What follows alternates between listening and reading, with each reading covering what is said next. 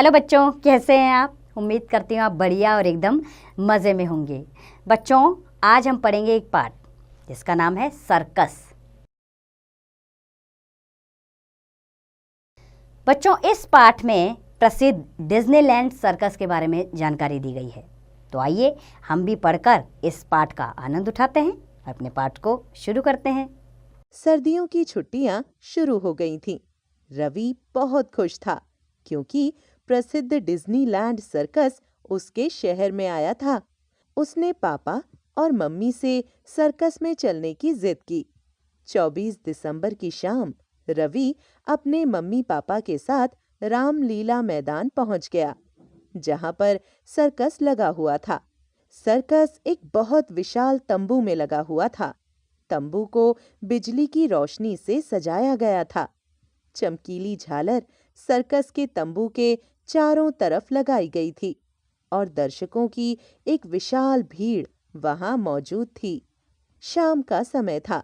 Circus का दूसरा show 6:30 बजे शुरू हुआ। तंबू में कलाकारों का एक समूह आया।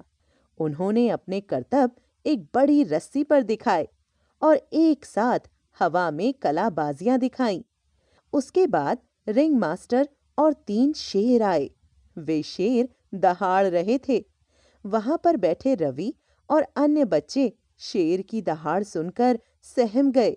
शेरों ने जलते हुए गोले में से छलांग लगाई। रिंग मास्टर की आज्ञा पर शेरों और भेड़ ने एक ही बर्तन में पानी पिया।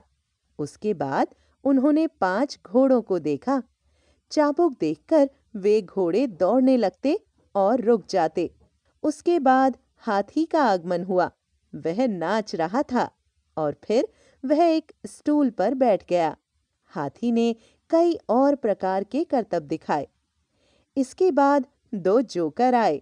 उनके चेहरे रंगों से पुते हुए थे। उन्होंने सबका बड़ा मनोरंजन किया।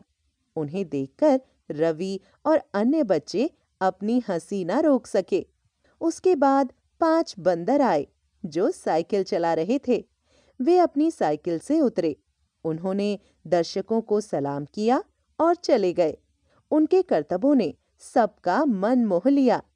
अंत में कलाकारों ने दर्शकों का धन्यवाद किया और शो समाप्त हो गया। रवि को सर्कस देखकर बहुत आनंद आया। उम्मीद करती हूँ बच्चों आपने इस पाठ का आनंद उठाया होगा और आप भी जान गए होंगे कि सर्कस में क्या क्या होता है। आप भी गए होंगे सर्कस देखने। नहीं गए हैं तो ज़रूर जाइए और उसका सामने से आनंद उठाइए। अब इस पाठ का अभ्यास कार्य आप स्वयं कीजिए।